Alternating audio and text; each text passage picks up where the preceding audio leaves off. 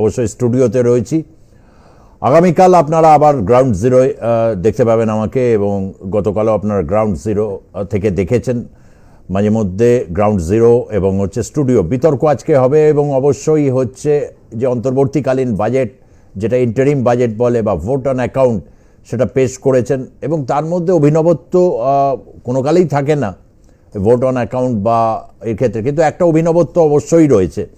সেটা কি বললে অবশ্যই বলতে হয়, যদি খুব কি হাইলাইটসে বলতে হয় তাহলে আমি অবশ্যই বলবো পরিকাঠামো ক্ষেত্রে 11% বৃদ্ধি করতে চেয়েছেন নির্মলা সীতারামন। ভারতবর্ষের 3টে করিডর হবে, ফ্রেট করিডর, এবং সেটা কিন্তু একটা বড় আকার নিতে চলেছেন। এবং তার সাথে সাথে একটা 2047 সালে ভারত পুরোপুরি সেখানে মানুষের হাতে যে পয়সা বা দারিদ্র তা কাটিয়ে ভারত একটি উন্নত দেশে পরিণত হবে প্রকৃত অর্থে, সেরকমই একটা সংকল্পপত্রের মতো ঘোষণা করেছেন।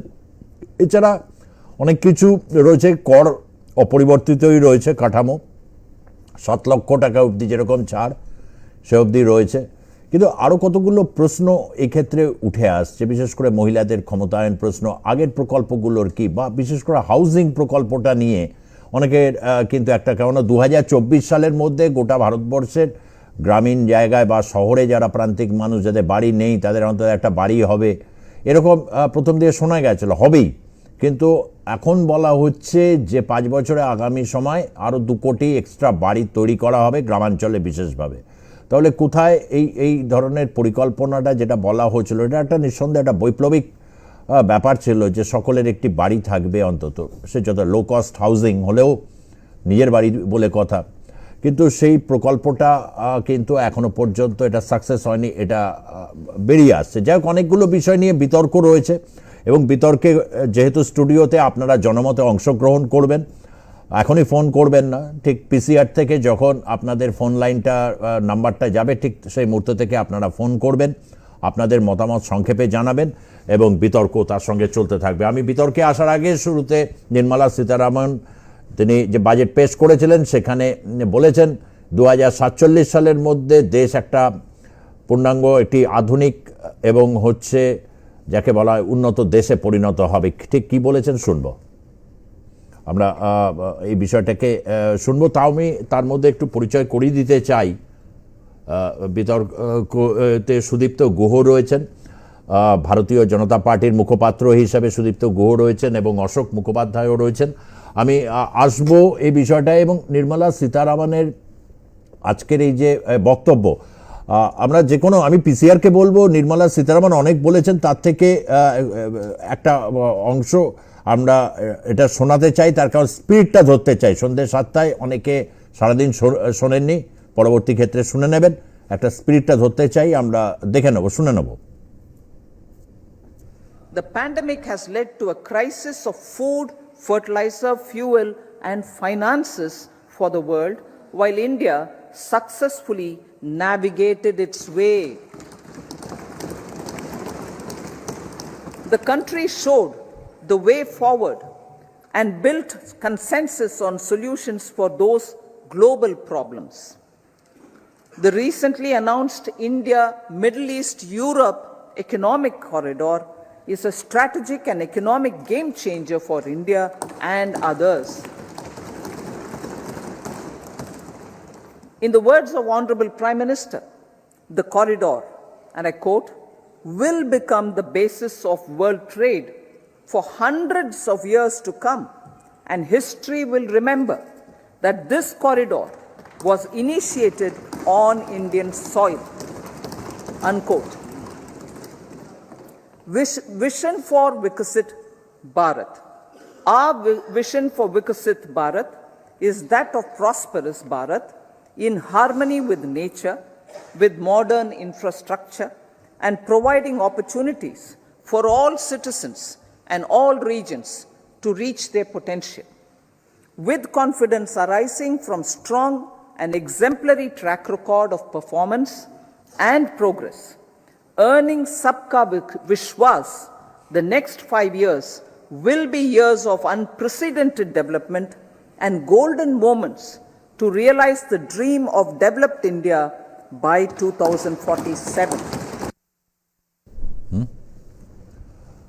আপনারা শুনলেন এবং হচ্ছে মধ্যপ্রাচ্য পর্যন্ত যে করিডোরটাকে তৈরি করা হচ্ছে এবং যেটা ভারতের মাটিতে থেকে এটা ইনিশিয়েটিভ শুরু হয়েছে এবং সেটার উপর সত্যি বাস্তবে এটা কতটা রূপ পাবে, কিভাবে পাবে, হয়তো অনেকের কাছে বিষয়টা ক্লিয়ার নয়, কিন্তু এরকম একটা পরিকল্পনা এবং হচ্ছে দিকে দেশ 2047-এ যে রোড ম্যাপ তার একটা অংশ আমরা দেখতে পেলাম। আজকে আবারও একটু বলে দিই, সুদীপ্ত গুহ রয়েছেন বিজেপি মুখপাত্র হিসাবে। সুদীপ্ত গুহ আজকে স্টুডিওতে রয়েছেন এবং রয়েছেন অশোক মুখোপাধ্যায়, ব্যাংক বাঁচাও দেশ বাঁচাও যে সর্বভারতীয় কমিটি তৈরি হয়েছে তার মুখপাত্র, এবং কৃষাণু মিত্র রয়েছেন আমাদের সঙ্গে, ভার্চুয়ালি থাকছেন।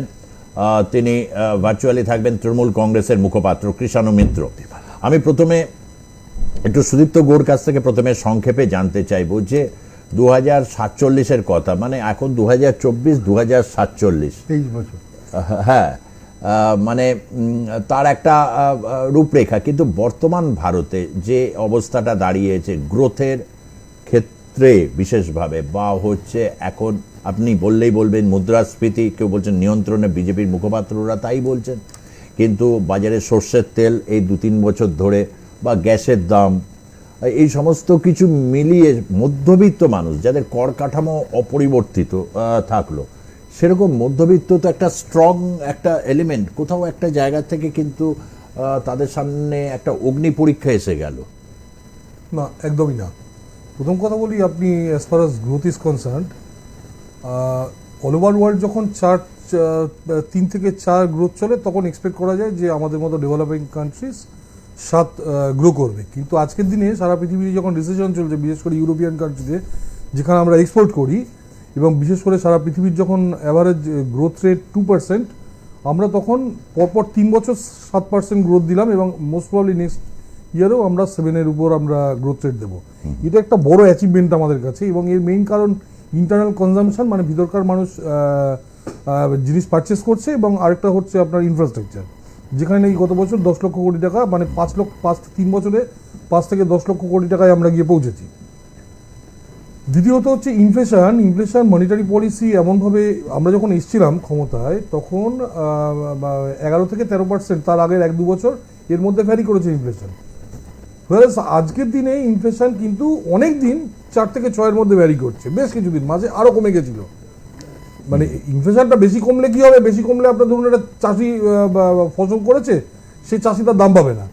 ইনফ্লেশন একটা মিডিয়াম রেঞ্জে থাকা উচিত, জানেন ইকোনমিক্সে 4 থেকে 6-এর মধ্যে, বহুদিন 4 থেকে 6-এর মধ্যে কিন্তু এই ইনফ্লেশনটা ঘোরাফেরা করছে। ফলে এই দুটো জিনিস তো নো ডাউট, মানে একটা মানে কোনো, এছাড়া ফরেক্স রিজার্ভ $600 বিলিয়ন উপর, আপনি যদি বলেন যে আমাদের এক্সপোর্ট, সেটা 600 বিলিয়ন ক্রস করেছে।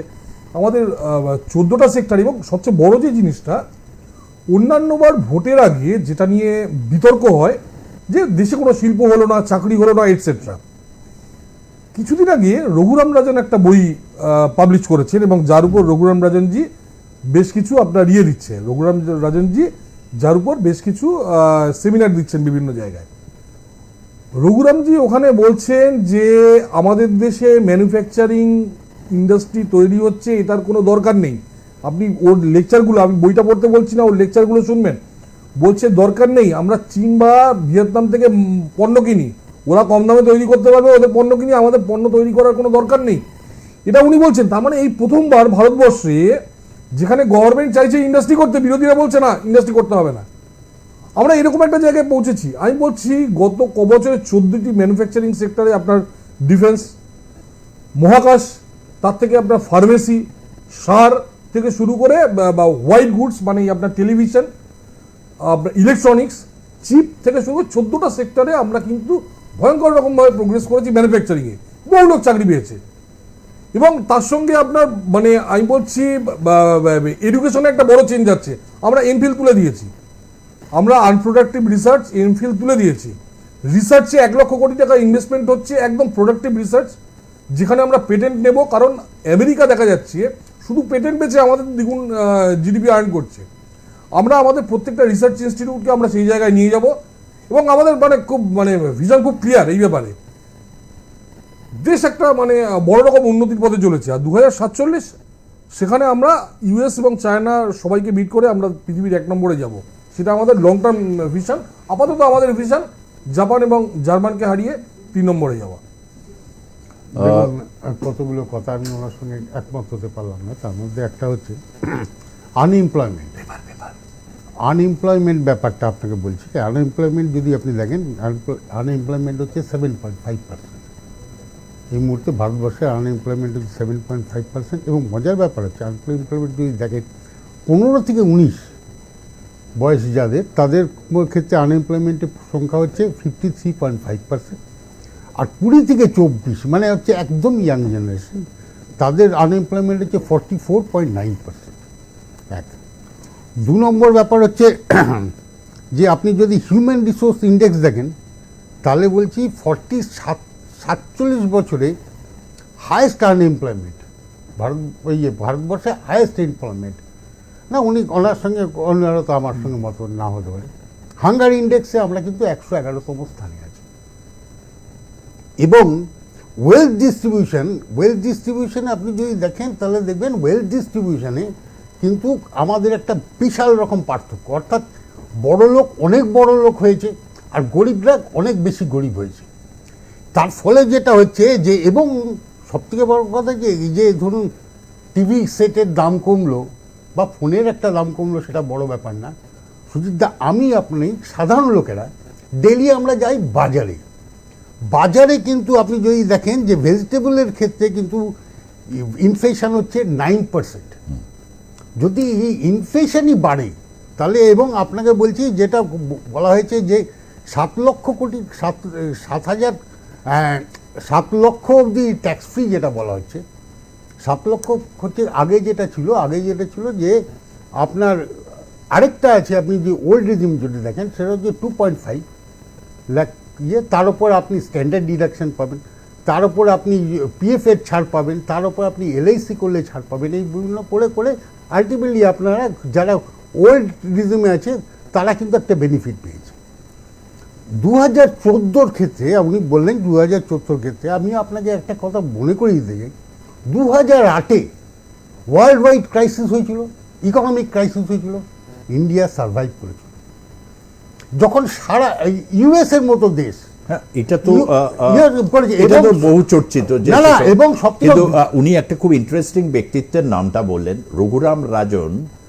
ওই যে সময়গুলোতে অত্যন্ত উল্লেখযোগ্য, তখন কর্মসংস্থানের প্রশ্নে উনি রঘুরাম রাজনের যে সাম্প্রতিক বইটার যে উদাহরণ, এটা নিয়ে কি কিছু আপনি কি করবেন, যে যেখানে বলছেন উৎপাদন ভিত্তিক শিল্পের দরকার নেই, তার কারণ চায়না বা ভিয়েতনামের মতো অত লো কস্ট আইটেম আমরা আমি আপনাকে একটা কথা বলছি সুজিতদা, সেটা হচ্ছে যে আপনি রঘুরাম রাজন বলতে পারেন, তার একটা মতাদর্শ আছে, সেই মতাদর্শ থেকে তিনি বলতেই পারেন। তবে আপনাকে আমি একটা কথা বলি, না সেই মানে মাত্র 6-7 বছরের মধ্যে ওনার মতবাদ বদলে গেল। বেকার লোকেদের যদি চাকরি না পায়, তাকে চাকরি দেওয়ার দায়িত্ব কিন্তু এখানে সরকারের আছে। কারণ আপনি যদি দেখেন যে ইনভেস্টমেন্ট, আপনি দেখবেন যে ইনভেস্টমেন্ট কিন্তু কমেছে, কর্পোরেট সেক্টরে কর্পোরেটদের ইনভেস্টমেন্ট কমেছে, আগের তুলনায় কমেছে। এবং আপনাকে বলছি যে মানে ইনভেস্টমেন্ট বলতে আপনি বলছেন নতুন মানে প্রজেক্টের ক্ষেত্রে ইনভেস্টমেন্ট কমেছে। আর তার মধ্যে আরেকটা ব্যাপার হচ্ছে সিগনিফিকেন্ট, সেটা হচ্ছে যে ব্যাংকের টাকা সাইফন হয়েছে, যে কারণে আপনাকে বলছি যে 15,39,636 কোটি টাকা, এইটা হচ্ছে 2015 থেকে 23-এর মধ্যে ব্যাংক এটাকে রাইট অফ করা হয়েছে। এবং তার ফলে যেটা হয়েছে, আপনি বড় বড় ইয়েগুলো ব্যবসা কেউ হয়তো 1 লাখ কোটি টাকা নিয়েছে, তাকে 30%-এ তাকে হেয়ার কাট করে দেওয়া হলো, 30% দিল, আর বাকি 70% টাকা তার রাইট অফ হলো। এই যে রাইট অফ হলো, তার ফলে কার টাকা গেল? কর্পোরেটের টাকা গেল। কর্পোরেটের ক্যাশ ক্রেডিটে, কর্পোরেটের ব্যাংকে অ্যাকাউন্ট হচ্ছে ক্যাশ ক্রেডিট। সাধারণ লোকেদের ডিপোজিটটা হচ্ছে ব্যাংকের ক্ষেত্রে সব থেকে বড় ডিপোজিট। এবং যদি এই টাকাটা যদি রাইট অফ না হতো, তাহলে এর অ্যাডভান্টেজটা লোকের কাছে পাস অন করা যেত, কিন্তু যেটা এখন পাস অন করতে পারছে না ডিউ টু রাইট অফ। এবং আপনি বলছি যে 2004 থেকে 2014 এই 10 বছর যে বেশ। ইয়ে ছিল তার সেই সময় কিন্তু রাইট অফ ছিল হচ্ছে 2,20,328 কোটি টাকা। আমি সুদীপ্তবাবু বলতে চাইছেন, তার কারণ এখনো পর্যন্ত কৃষাণু মিত্রের সাথে আমাদের সংযোগ স্থাপিত হয়নি, আসছেন। কৃষাণু আছো? আচ্ছা কৃষাণু, এই যে বাজেটের ক্ষেত্রে যদিও এটা অন্তর্বর্তীকালীন বাজেট, 2047 সালের কথা সেখানে বলেছেন যে ভারত তখন একটি উন্নত দেশে পরিণত হবে সর্বাঙ্গীন মিলে, অর্থাৎ স্বাধীনতার ঠিক 100 বছর পর। কি বলবে এই প্রসঙ্গে? কেননা এই অন্তর্বর্তীকালীন বাজেটকে নিয়েই বা তোমার বক্তব্য কি? মোদিজি শুরু করেছিলেন যে ওনাকে 60 মাস সময় দিতে হবে, তবে উনি ভারতকে আচ্ছে দিন দেবেন, ভারতকে উন্নত তৈরি করবেন। 60 দিনটা এখন অব্দি 120 দিন, 60 মাসটা আজকের দিনে 120 মাসে পরিণত হয়েছে। এখন ইনি লক্ষ্যমাত্রা করেছেন 2047 সাল, মানে দেশের স্বাধীনতার 100 বছর পর। তাহলে ততদিন আমি জানি না আমরা প্যানেলে যতজন আছি আমাদের আয়ু কতটা, এবং ততদিনে আমরা কেউ থাকবো না এটারও সম্ভাবনা যথেষ্ট আছে। তো সুতরাং এখন তার মানে ওনার অ্যাচিভমেন্ট 0। এখানে অনেকগুলো তথ্য দেওয়া হলো যেগুলো স্বয়ং বিজেপির অর্থমন্ত্রী দেওয়ার সাহস পেলেন না, যে এত ভালো দেশ চলছে, এত জিনিসপত্রের দাম কম, এত কর্মসংস্থান হয়েছে, এত কিছু হয়েছে, কিন্তু স্বয়ং অর্থমন্ত্রী সেটা বলার সাহস সংসদ ভবনে দাঁড়িয়ে বাজেট দেখাতে পারলেন না। দ্বিতীয় হচ্ছে, আমরা যেটা শুনলাম সেটা হচ্ছে, একটু আগে দাদা বললেন যে 45 বছরে সব থেকে বেশি বেকারত্ব। তার সাথে বলি যে যেই রঘুরাম রাজনের কে কোট করা হচ্ছিল, রঘুরাম রাজনের বক্তব্য হচ্ছে ভারতবর্ষে এখন যদি আপনি মাসে 25,000 টাকা আয় করেন তাহলে আপনি টপ 10% ব্র্যাকেটে পড়েন। তার মানে ভারতবর্ষ টপ 25,000 টাকা আয় করলেই তার মধ্যে চলে যাওয়া যায়, মানে 90% ভারতীয়র অবস্থাটা ভাবুন কোন জায়গায় দাঁড়িয়ে আছে। ইতিমধ্যেই আমরা দেখেছি ইউপিএ আমলে প্রায় 4 কোটি 4.5 কোটি কৃষাণু, কোথাও সংযোগে একটু সমস্যা হচ্ছে, আবারও আসবো তোমার কাছে। তবে এই মুহূর্তে রয়েছেন প্রবাল মুখার্জি, তিনি বর্ধমান থেকে ফোন করেছেন, জনমতে অংশ নিচ্ছেন। আপনার ফোন অন করছে, আপনি সংক্ষেপে আপনার মত কি? আমার প্রবাল মুখার্জি নয়, গোপাল মুখার্জি। হ্যাঁ বলুন গোপাল। দেখুন, আজকে যে বিষয়টা নিয়ে আলোচনা হচ্ছে বাজেট নিয়ে, একটা শ্রেণীকে সুবিধা পাই দেওয়া নয়, সর্বস্তরের মানুষের যাতে সুবিধা হয়। বিশেষ করে মানে আমাদের যে সাধারণ মানুষ, তারা দুবেলা দুমুঠো খেয়ে পড়ে বেঁচে থাকবে, তো আমি মনে করি বড় কথা। আর সত্যি কথা বলতে বাজেটের মানে আপনার কি দুমুঠো মানে এখন তো স্ট্যাটিস্টিক্সের যুগ, আপনার কি মনে হয় দুবেলা দুমুঠো সাধারণ ভারতবাসী খেতে পাচ্ছে না? আপনি কি আপনার চারপাশে কি দেখতে পাচ্ছেন? হ্যাঁ, না পায় না, পাচ্ছে না, সবাই পায় না, এবং মানুষ এই বাজারে গেলে একবারে মাথায় অগ্নিমূল্য সব। এইটা আপনার সাথে একমত। আমি আপনার ফোন অফ করছি। বাজারে গেলে তো সত্যিই তো মাথায় হাত পড়ছে। এটা গোপাল মুখার্জি বর্ধমানের হোক বা অশোক মুখার্জি হোক, ব্যাংক বাঁচাও দেশ বাঁচাওর আহ্বায়ক হোক, বা সুদীপ্ত গোর্কি, আমি বলতে পারবো না, সুদীপ্ত গোর শাসক দল বিজেপির মুখপাত্র। উত্তরটা দিই, এই যে প্রশ্নগুলো এসছে এগুলোর উত্তর দিই। হ্যাঁ, আপনি গোপাল মুখার্জিটা বলুন। আমি বলছি, প্রথমে ওনারটা বলি। ব্যাংকের টাকা সাইফন হয়নি। রাইট অফ এবং ওয়েভ অফ এই দুটো কনসেপ্ট সম্পূর্ণ আলাদা। এখানে ওয়েভ অফ করা হচ্ছে না, রাইট অফ করা হচ্ছে। রাইট অফ করে যারা নাকি টাকা দিচ্ছে না তাদের ওই সম্পত্তিটাকে ক্রোক করে নেওয়া হচ্ছে, যেটা ইনসলভেন্সি অ্যান্ড ব্যাংক্রাপসি কোড 2016-এ এসছে। 2002-এ সারফোজি আইন অটলজি আনার আগে ব্যাংকের হাতে কোনো ক্ষমতা ছিল না ওই লোকগুলোকে থেকে, আমি বলছি শুনুন, ওই লোকগুলো থেকে টাকা আদায় করা। এবং সেই সময় ব্যাংকের কর্মচারীরা ব্যবসায়ীদের সঙ্গে হাতে হাত মিলিয়ে ব্যাংকের টাকাটা সাইফন করতো। এই আইনগুলো আসাতে ব্যাংকের কর্মচারীদের অসুবিধা সবচেয়ে বেশি। আচ্ছা, তাতে কি আমি বলছি এক সেকেন্ড, এটা আমি এমনি একজন নাগরিকের জায়গা থেকে প্রশ্নটা রাখছি। এটা আইনটা হচ্ছে জানি, এই আইনটা কি লাগু হবার পর অনেকের তো সম্পত্তি এরকম ক্রোক করা হয়েছে, এর মধ্যে নীরব মোদী বা এদেরও কাগজে যে তথ্যগুলো বেরোচ্ছে, হ্যাঁ বা হ্যাঁ, তথ্য- তিনজন লোক মানে পালিয়েছে, টোটাল যেটা রাইট অফ করা হয়েছে আর যা লুইয়া। আদায় হয়েছে তার মধ্যে গ্যাপটা তার মধ্যে গ্যাপ থাকবেই। দেখুন, একটা কোম্পানি যদি ধসে যায় সেখানে একটা গ্যাপ থাকবেই। মানে কিন্তু আদায় হয়েছে। কিন্তু লুইয়ার মতো লোক টাকা ফেরত দিয়ে গেছে, তার কোম্পানিকে নিয়ে নিয়েছে গভর্নমেন্ট, ব্যাংক নিয়ে নিয়েছে। অনিল আম্বানির মতো লোক টাকা ফেরত দিয়ে চলে গেছে। নীরব মোদী? আজকের দিনে এরা তো দেশ থেকে পালিয়ে গেছে। আমি আজকে বলছি, ধরুন কালকে যদি মুকেশ আম্বানি দেশ থেকে পালিয়ে যায়, আপনি তাকে আটকাতে পারবেন? কিন্তু আটকানো সম্ভব না। কিন্তু ঘটনা হচ্ছে আজকে নীরব মোদী এরা দেশ থেকে পালিয়েছে। 2016 আগে কোনোদিন টাকা পয়সা কেউ মারেনি, তখন দেশ থেকে পালায়নি কেন? কারণ তখন আইন ছিল না। তখন জানে আমি দেশের মধ্যে থাকলে আমাকে কেউ অ্যারেস্ট করবে না। আজকে দেশ থেকে কেউ পালাতে বাধ্য হচ্ছে, কারণ ও জানে যে দেশে আইন আছে, দেশে কড়া সরকার আছে, ধরে আমাকে জেলে পুরে দেবে। অশোক না, বাবু- বাকিটা বলি আমি, বাকি অনেকগুলো প্রশ্ন একটু ছিল। বিরতিতে যাবো, আচ্ছা, ঠিক আছে। একটু দেখুন, বিরতি। একটা কথা যে উনি বললেন অনিল আম্বানির ব্যাপার, আমি আপনাকে বলছি আইনটা হয়েছে এটা তো আপনি মানেন না। দেখুন, আইন হয়েছে, কিন্তু আইন হওয়ার ফলেও আমি আপনাকে বলছি হেয়ার কাট যেটা হচ্ছে, আপনি এটা খোঁজ নিয়ে দেখবেন যে 30%, অর্থাৎ একটা ভদ্রলোক 1 লাখ কোটি টাকা যদি নিয়ে নেয়, তাকে সে 30,000 টাকাতে তার সম্পত্তি বিক্রি করছে 30,000 টাকাতে। না, 30,000 কোটি 30,000 উদ্ধার হচ্ছে। হ্যাঁ, 30,000 কোটি উদ্ধার হচ্ছে, তাহলে 70,000 কোটি টাকা তো চলে যাচ্ছে। এগুলো না, আগে একটা নামে তো না, আগে যে আইন ছিল সেই আইনে একটা নামে তো না, আগে একটা নামে তো না। আগে এরা কি করতো? রিস্ট্রাকচারিং করে ব্যাংকের এমপ্লয়ি এবং ম্যানেজমেন্ট এদের সঙ্গে টাকাটা খেয়ে নিত দুজনে মিলে, এবং আগে একটা নামে তো না। এটা এখন তো একটু- 30% টাকা পাওয়া যাচ্ছে। এখন 30% টাকাটা পাওয়া যাচ্ছে, আগে এক টাকাও পাওয়া যেত না। আপনাকে আমি একটা কথা বলি, সারকোজি আইন অটলজি আনার পর থেকে এই দেশে একটা আইন বিরতি এসেছে। নেবো, একটা বিরতি তার আগে নেবো। টাকাটা বেড়ে দিত পুরোপুরি। এক সেকেন্ড শুনলে আমি একটা একটা বিরতির সময় হয়েছে, বিরতির পরে আমরা আপনাদের বিতর্কও শুনবো। তবে বিতর্ক যেহেতু এটি একটি অন্তর্বর্তীকালীন বাজেট, এই বাজেটের মধ্যে অন্যান্য অনেক দিক আছে। যেমন আমরা একটা বিষয় নিয়ে যেমন বিতর্ক করছি, খুব গুরুত্বপূর্ণ এটা বিষয়, দেশের ডেভেলপমেন্ট বা হচ্ছে অর্থনৈতিক উন্নতি বা স্বচ্ছতার প্রশ্ন একটা খুব গুরুত্বপূর্ণ যেমন প্রশ্ন, ঠিক তেমনিভাবে বাজারের রিফ্লেকশন, যেটা সাধারণ মানুষ বললেন গোপাল মুখার্জি বর্ধমান থেকে, ঠিক গোপালবাবুর মতো অন্যান্যরাও আপনারা ফোন করতে থাকুন, জনমতে অংশ নিন। বিরতির পর ফিরছি, সঙ্গে থাকুন।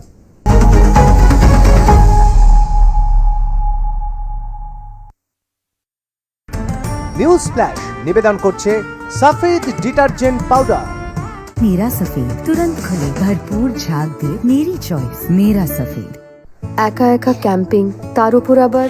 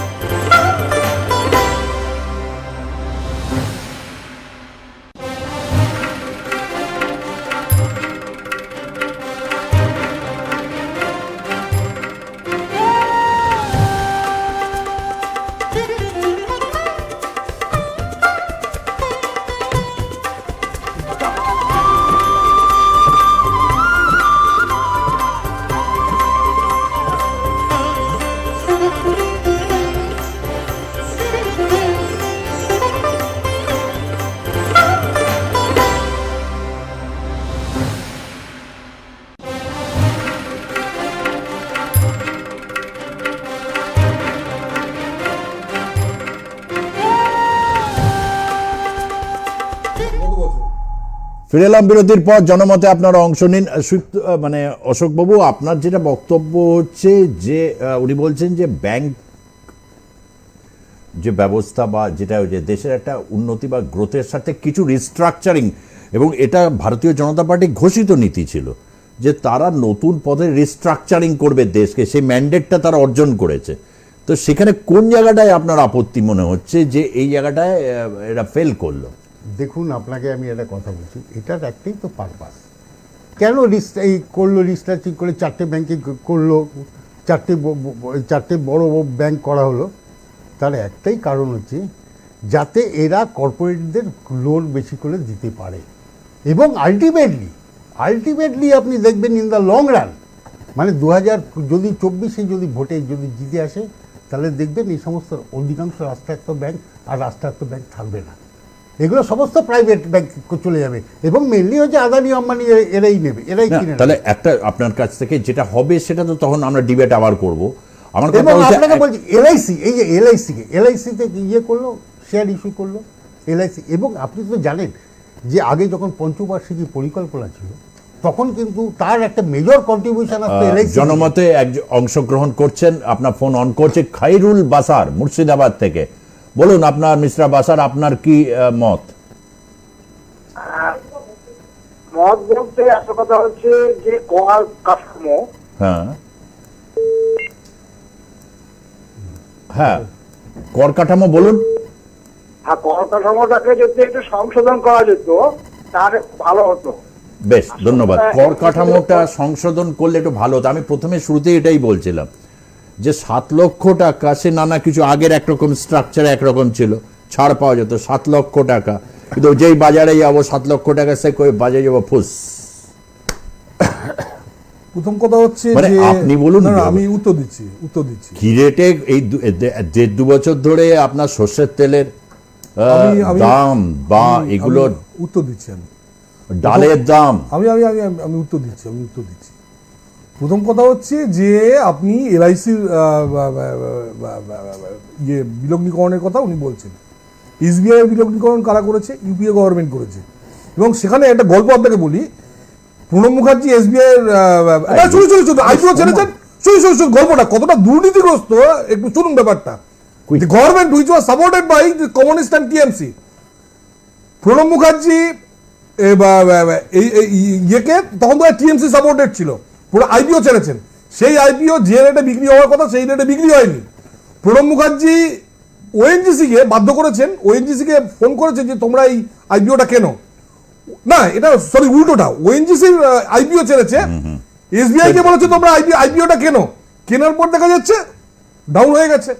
এসবিআই আইপিও কে ছেড়েছে? প্রণব মুখার্জি ছেড়েছে, সেই সময় ছেড়েছে, সেই যুগে ছেড়েছে। আমরা কোটা প্রাইভেটাইজ করেছি, প্রাইভেটাইজ তো করে গেছে মনমোহন সিং, প্রণব মুখার্জি সেই সময় ম্যাক্সিমাম কোম্পানির।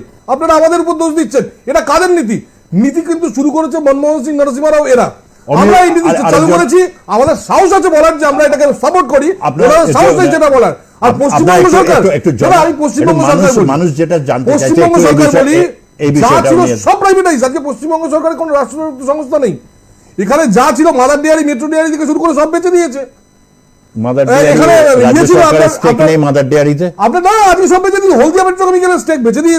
আজকে এখানে আপনার ইয়ে ছিল, এই যে গ্রেট ইস্টার্ন হোটেল, জ্যোতিবাবুরা বেঁচে দিয়েছে। রোজ গ্রেট ইস্টার্ন হোটেল থেকে অসীম দাশগুপ্ত বাড়িতে খাবার দিত। শঙ্কর ভট্টাচার্য রয়েছেন আমাদের সঙ্গে, আপনার ফোন অন করছে, 1 সেকেন্ড। জনমতে সংক্ষেপে বলুন, আপনি কি বলবেন?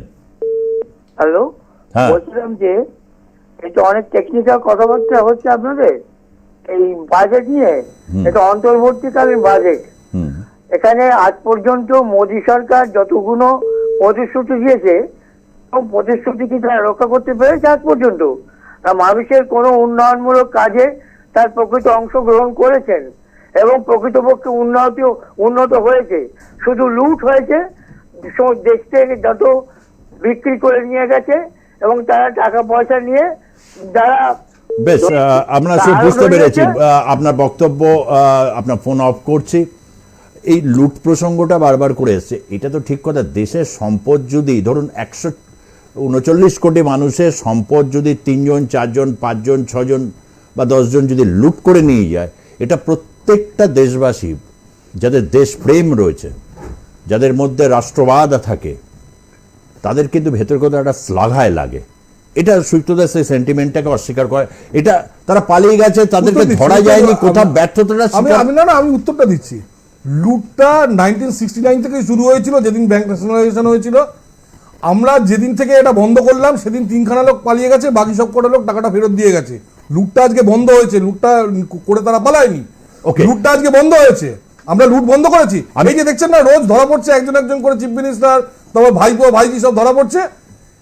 আমি একটু কৃষ্ণ মিত্র আমাদের মধ্যে স্টুডিওতে এসে নাটক আপনারা ওইটা বলতে বলতে কোথাও একটা জায়গায় স্টপ হয়েছে। ইন দ্য মিন টাইম জনমতে অধিকাংশ মানুষের বক্তব্য যে টেকনিক্যাল বিষয়টা অন্তর্বর্তীকালীন বাজেট, কিন্তু প্রতিশ্রুতি রক্ষার প্রশ্নটাও একটা রয়েছে। আরও একটা জায়গায় যেটা রয়েছে যে বাজারে জিনিসপত্রের দাম এখনো পর্যন্ত রয়েছে, যদিও সুদীপ্ত গোটাকে ডিফেন্ড করছেন বিজেপির মুখপাত্র, কোথাও একটা জায়গায় কি যেটা তৃণমূল কংগ্রেসের মুখপাত্র হিসাবে এই বাজেটকে বিরোধিতা করা, অন্তর্বর্তী বাজেট হলো এটাকে বিরোধিতা, বা এক কথা এটা কি এটি নির্বাচনী বাজেট? না, প্রথম কথা হচ্ছে যে এখন তো বিজেপি আর নির্বাচনের ব্যাপারটাই নেই, এখন তো হয়ে গেছে 2047, তার মধ্যে জ্ঞানব্যাপী তৈরি আছে।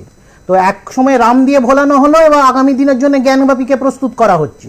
তো সুতরাং 47-এর টার্গেট তো বুঝতেই পারছো, যেই প্রধানমন্ত্রী ক্ষমতায় এসেছিলেন 60 মাসের প্রতিশ্রুতি দিয়ে, 60 মাসটা 120 মাস হলো, তারপরে এখন হয়ে গেল 2047। তার মানে আমরা কেউ বেঁচে থাকবো কিনা আমি জানি না, আমার ব্যাপারে তো আমি কনফিডেন্ট নয়। এবার আসি যে প্রধান বিন্দু, প্রধানমন্ত্রী বলেছিলেন কৃষকদের আয় দ্বিগুণ করার কথা। টার্গেটটা কি ছিল? 2022 সাল। আজকে আমরা 2024-এ দাঁড়িয়ে আছি, ব্যর্থ হয়েছেন। আজকে আমরা দেখছি সেই কৃষকদের যে কৃষক নিধির প্রোগ্রামে 300 না 400 কোটি টাকা কমানো হয়েছে বরাদ। এইভাবে নাকি কৃষকদের আয় ডবল হবে, এবং সেইখানে একটা অঙ্গরাজ্য পশ্চিমবাংলার সীমিত ক্ষমতা। আমরা গত 12 বছরে কৃষকদের আয় 3 গুণ করে দেখিয়েছি। একমাত্র কেন্দ্রীয় বাজেট স্বাস্থ্য খাতে আমাদের দাবি ছিল যে আরো বাড়ানো হোক। সাকুল্যে কেন্দ্রীয় বাজেট গতবার যদি দেখি 85,000 কোটি টাকা স্বাস্থ্য খাতে, একটা অঙ্গরাজ্য পশ্চিমবাংলা 17,500 কোটি টাকা খরচা করছে স্বাস্থ্যের খাতে। আজকে বিভিন্ন যদি প্রোগ্রাম দেখি, বিভিন্ন প্রোগ্রাম আজকে বলা হলো এই যে প্রাইভেটাইজেশনের ক্ষেত্রে সুনীল বাবু বলছেন যে পশ্চিমবঙ্গে বহু কোম্পানি প্রাইভেট করে যায়, মাদার ডেয়ারির উদাহরণ দিলেন। প্রাইভেট, ভারত সরকার তো বলছে যে আসুন প্রাইভেটে লগ্নি করুন, কিন্তু সেখানে সরকারকে ইনভেস্ট করতে হচ্ছে। এই যে দেখানো হচ্ছে না যে আমাদের ইনফ্রাস্ট্রাকচার বাড়ছে, কোনো প্রাইভেট সেক্টর এসে ইনভেস্ট করছে না, তাদেরও তাই জন্য হাপিত্তেশ করতে হচ্ছে। সরকারের বিনিয়োগ হচ্ছে, এবং সরকারের বিনিয়োগটা কাদের হচ্ছে? এই আপনি দেখুন, যারা large scale infrastructure development, airport হোক, রাস্তা হোক, এই সব কাজ আছে আদানি গোষ্ঠী না অমুক গোষ্ঠী তমুক গোষ্ঠী।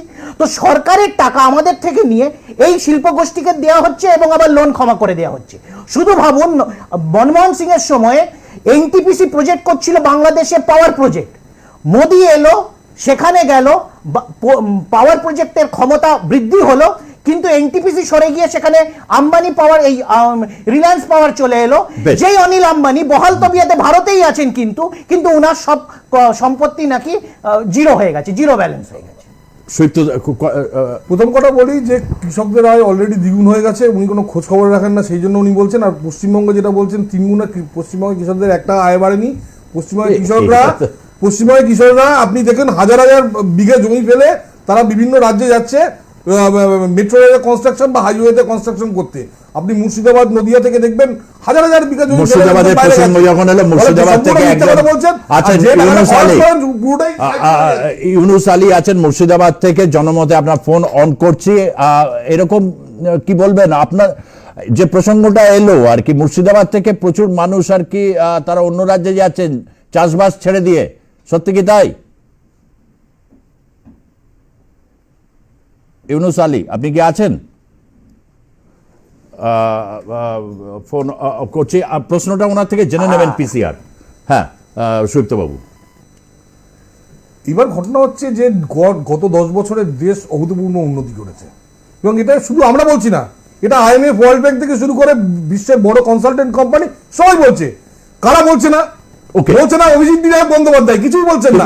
বলছেন না অমর্ত্য সেন, কিছুই বলছেন না। রঘুরাম রাজন কিছু বলতে চাইছিলেন। রঘুরাম রাজন বলছে ভারতবর্ষের যারা 25,000 টাকা মাসিক আয় করে তারা টপ 10% ব্র্যাকেটে পড়ে।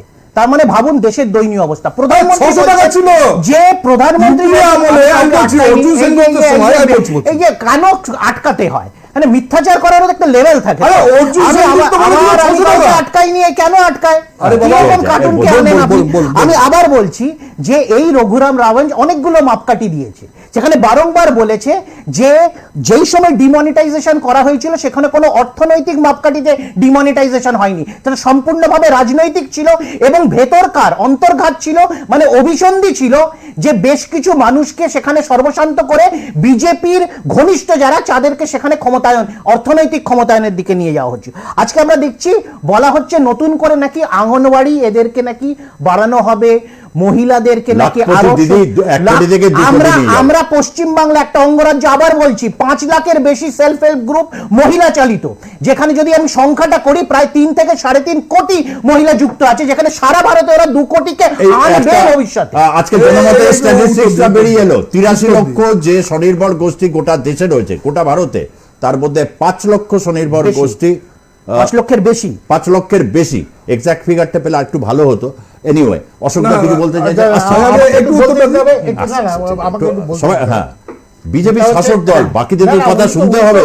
উনি তো রঘুরাম রাজনের কথা বলেছেন, তো আমি সেটাই নিয়ে বলছি। রঘুরাম রাজন একটু ফোনটা নিয়ে নি, একজন জনমতে এসেছেন, দুলাল দে বর্ধমান থেকে। বলুন, আপনার ফোন অন করছি। হ্যাঁ বলছি। হ্যাঁ হ্যালো। হ্যাঁ, শুনতে পাচ্ছি, আপনি দ্রুত বলুন। বলছি উনি একজন রাজনীতির নেতার নাম করে, আমরা রাজনীতির লোক নয়, তবু আমি বলছি উনি রাজনীতির নেতার নাম করে বলছে, যেমনি যে কোনো একটা নেতা, তা উনি তো যে বিজেপির অমিত শাহ ছেলে, উনি তো কয়েক হাজার কোটি টাকার মালিক হয়েছে, তো উনাকে তদন্ত করার নামটা কেন বলছেন না? বেশ, ধন্যবাদ আপনার জনমতে অংশ নেওয়ার জন্য। এবার বলি, একটু ওনারটা নিয়ে, উনি বলছেন সবার নাম বলছেন, মানে জয়সার নামটা কেন বাদ পড়ছে? আচ্ছা, না, আরেকটা কথা আপনাকে বলছি যে গত বছর আমরা যে বাজেটটা করেছিল তাতে 1,74,000 কোটি টাকা কর্পোরেটদের ক্ষেত্রে কিন্তু ট্যাক্স মুকুব করা হয়েছিল, ট্যাক্স ছাড় দেওয়া হয়েছিল। এবং আরেকটা জিনিস সিগনিফিকেন্ট করেছে, এটা ভারতবর্ষের ইতিহাসে কোনোদিন হয়নি, যে 1,75,000 কোটি টাকা আরবিআই থেকে টাকাটা নেওয়া হয়েছিল।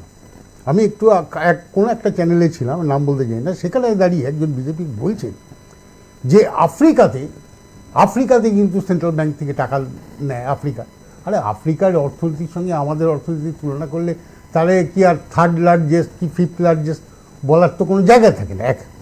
2 নম্বর ব্যাপার হচ্ছে, বলেছে হচ্ছে ইউরোপিয়ান দেশে আপনি জানেন যে ইউরোপিয়ান 2013-তে বিশাল ক্রাইসিস হয়েছিল, তখন কিন্তু সেন্ট্রাল ব্যাঙ্কগুলো বিভিন্ন রকম জায়গাতে টাকা দিয়েছে, এত টাকা দিয়েছে যে অনেক ব্যাংকের কিন্তু চারিত্রিক পরিবর্তন হয়ে গেছিলো, মানে ন্যাশনালাইজ ক্যারেক্টার হয়ে গেছিলো, মানে এত বেশি ইনভেস্ট করতে হয়েছিল ব্যাংকগুলো সরকারকে। প্রথম কথা বলি যে আপনারা এখনো, নিশ্চয়ই আপনার মনে আছে অর্জুন সেনগুপ্ত বলেছিলেন আজ থেকে 10 বছর আগে, ইউপিএর সময় 10 বা 15 বছর আগে, যে দেশের প্রতিটি মানুষের হাতে 600 টাকার বেশি ইনকাম নেই মাসে, দিনে 20 টাকা। সেটা বেড়ে যদি 25,000 হয়, তার মানে তো দেশ উন্নতি করেছে, 600 টাকা মাথায় রাখুন। কিছু ইনফ্লেশন কমেছে, তখন 11 ছিল, তার থেকে কমে এখন 5 হয়ে গেছে। কি বলছেন আপনি? ঠিক আছে, ইনফ্লেশন কমে গেছে। দ্বিতীয়ত বলছি ভেজিটেবল ইনফ্লেশন, আমরা বলছি ভেজিটেবল ইনফ্লেশন থাকবেই, কারণ নইলে চাষিদের হাতে পয়সা যাবে না। চাষিদের হাতে আপনি যদি সবজির দাম কমিয়ে দেন, চাষিরা পয়সাটা পাবে কি করে? এমনি ফোরেরা সব চারিদিকে ম্যানেজ করছে। আমি চন্দন ব্যানার্জি দ্রুত নিচ্ছি, দেখছই ব্যারাকপুর থেকে আপনার ফোন অন করছি, বলুন। হ্যালো। হ্যাঁ বলুন। টিভিতে বলবো না আপনাকে বলবো? আপনি টিভিতেই আছেন। হ্যাঁ, কি মুশকিল। আচ্ছা, আপনি করে আপনার প্রশ্নটা পিসিআর কে রাখুন, আমি ফোনটা অফ করছি। আমি মানে এই এতগুলো মিথ্যাচারের মধ্যে কোনটাকে আগে অ্যাড্রেস করব? আমি শুধু রঘুরাম, যাদের নেত্রী মিথ্যা কথা বলে, যারা সবাই মিথ্যা কথা বলে, আবার মিথ্যাচারের কথা বলছে। আপনি জয়সার উত্তরটা দিলেন না, ওখানে ফোন যারা কোনোদিন বলেই না।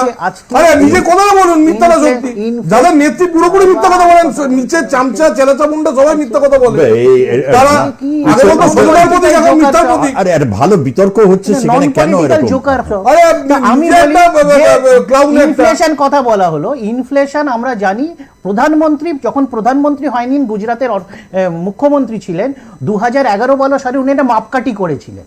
উনি বললেন ডলারের দাম কত, ডলারের দামের ভিত্তিতে উনি বলেছেন একটা ইকোনমি ভালো না খারাপ, ঊর্ধ্বমানী না নিম্ন গতিতে যাচ্ছেন সেটা পরিষ্কার বোঝা যায়। আজকের দিনে আমরা জানি যখন এই সরকার এসছিল তখন প্রত্যেক ডলারের হিসেব ছিল সাকুল্যে 60-62 টাকা, আজকের দিনে সেটা 84 টাকাতে দাঁড়িয়ে। তো ইনফ্লেশন বেড়েছে না কমেছে এর থেকেই পরিষ্কার। এক দুই হচ্ছে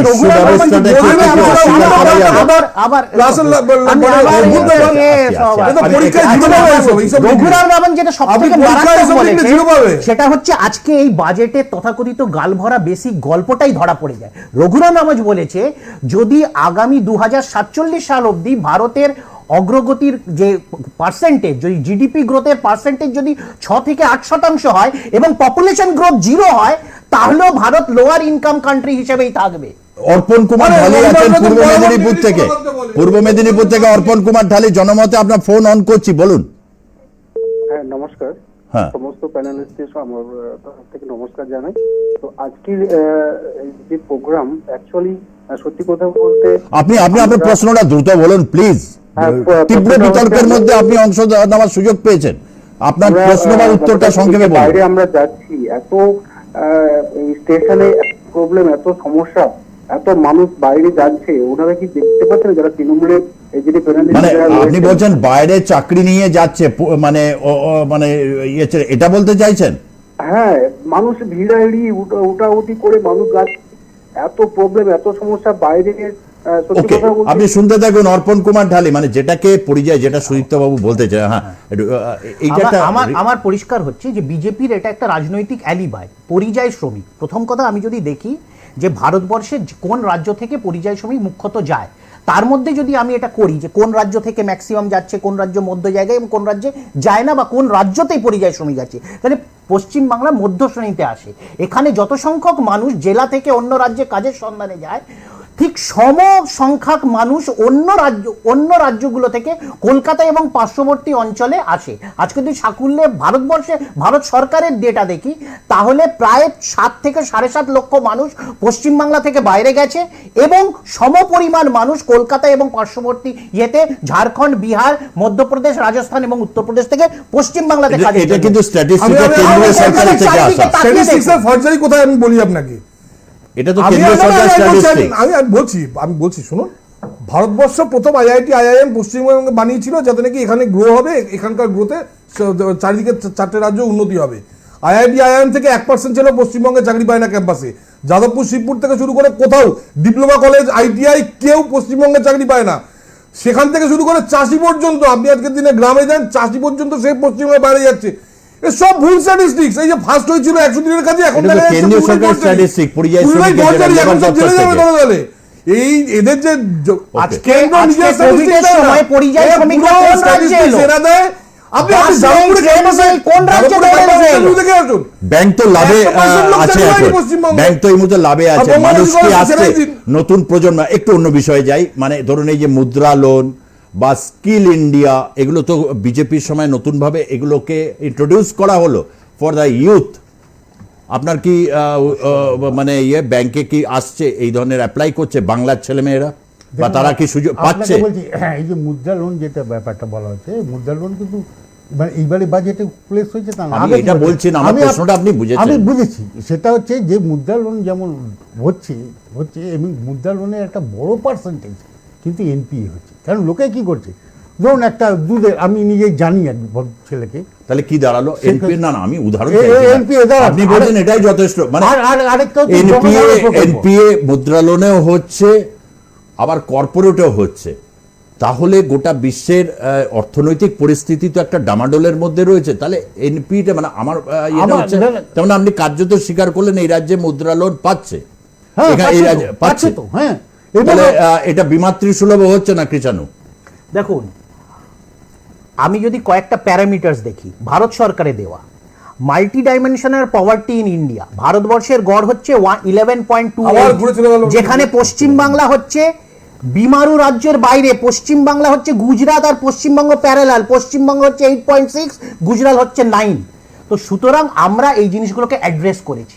নিশ্চয়ই আমাদের অনেক জায়গায় এখনো কাজ করতে হবে, তার মধ্যে একটা অন্যতম হচ্ছে কর্মসংস্থান এবং অন্যতম হচ্ছে এখানে শিল্প আনা। নিশ্চয়ই আমাদের সরকার, আমরা তৃতীয় কাজ করেছি। আজকে এই তথ্যগুলো তো বলতে হবে। আজকে আনএমপ্লয়মেন্ট রেট যেখানে উনি একটু আগে বললেন 7% উপরে, পশ্চিমবাংলাতে আনএমপ্লয়মেন্ট রেট হচ্ছে 5.5। এইগুলো মানতে হবে। সেখানে ইউপি, বিহার, হরিয়ানা বিজেপি শাসিত দুবারের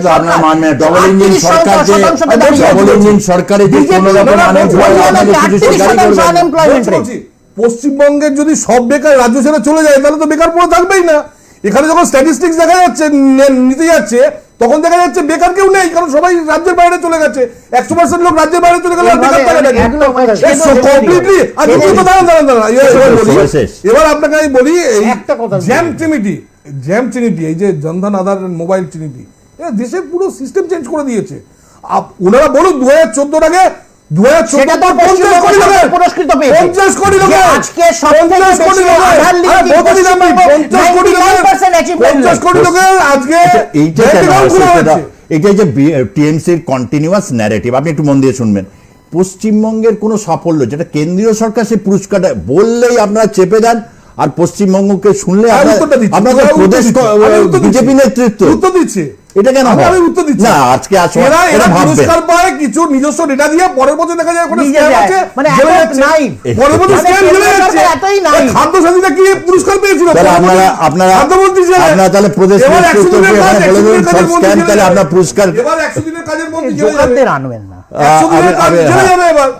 একটা কথা আমি আপনাকে জাস্ট আমি যাওয়ার আগে বলছি, এটা ভদ্রলোক প্রশ্ন করলেন না যে জয় সাহেব বিরুদ্ধে করলেন, আপনি বলছি যেখানে ডিমনিটাইজেশন হয়েছিল আপনার মনে আছে, আমি আপনার চ্যানেলে সেখানে দাঁড়িয়ে কিন্তু বলা হয়, নরেন্দ্র মোদীজি বলেছিলেন যে আমি 60 দিন সময় নিচ্ছি, 60 দিনের মধ্যে যদি কিছু না হয় আপনি আমাকে দরকার বললে, এটা উনি আর অন্য সময় বলছেন না, বলছি উনি 3 মাসের সময়, 100 দিনের সময় বলছে, কিন্তু উনি আলটিমেটলি দেশ চেঞ্জ হয়ে গেছে এবং দাঁড়ান ফ্রান্স এবং ইয়েকে ছাড়িয়ে গেছে এবং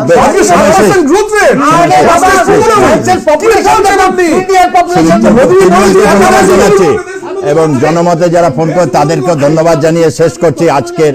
দেখতে থাকুন আর প্লাস নিউজ, সবার আগে সবার পাশে। ধন্যবাদ, নমস্কার।